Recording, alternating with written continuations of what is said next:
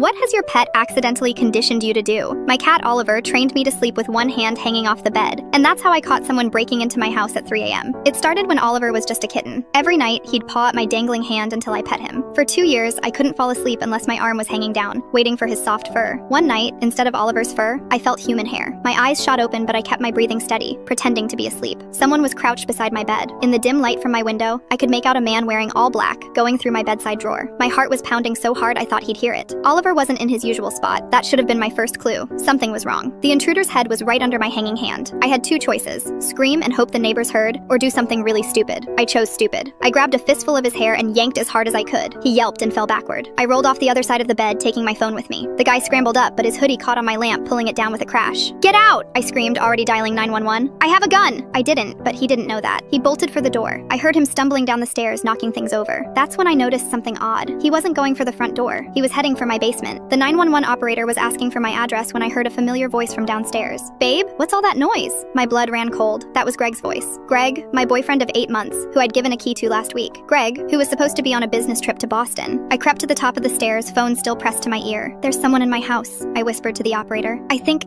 I know who it is." Greg's voice floated up again. "Damn it, Patrick, you were supposed to wait until she took her sleeping pills." My hand shook. Patrick, Greg's work friend who'd been over for dinner twice, who'd used my bathroom both times, right next to my bedroom where I kept my prescription sleep aids. They'd been casing my house, learning my routine. Greg knew I had a safe in my closet, knew that's where I kept my grandmother's jewelry, worth nearly $50,000. The operator was saying something about police being 4 minutes away. I heard drawers opening downstairs. They were looking for something. Then I remembered Oliver. He always slept under my bed. During all this chaos, he hadn't made a sound. I crouched down to check. There was Oliver, crammed against the wall, fur puffed up. Next to him was Greg's phone, open to a text conversation. "Found her sleep schedule. Takes pills at 11 p.m. Out cold by 11:30. Safe combination is 51-24-39. Clean job, in and out." I heard footsteps on the stairs. Greg's voice was closer now. "Babe, you okay up there?" I grabbed Oliver and locked myself in the bathroom. Through the door, I heard Greg's footsteps in my bedroom. "Come on out, sweetheart. Patrick's gone. It was just a misunderstanding." Police sirens wailed in the distance. Greg started pounding on the bathroom door. "Open up! We can talk about this!" Oliver hissed, something he'd never done before. A warning. I heard a metallic sound. Greg was trying to pick the lock. The sirens got louder. Red and blue lights flashed through my window. Greg's footsteps thundered down the stairs. The front door slammed. When the police arrived, they found my back door kicked in. Greg and Patrick were gone, but Greg's phone was still under my bed. Those texts led to 4 arrests. Turns out they'd robbed 6 other women the same way. Greg would date them, gain their trust, learn their routines. I changed my locks, installed cameras, got an actual gun, and learned to use it. But I still sleep with one hand hanging off the bed, because every night Oliver checks on me.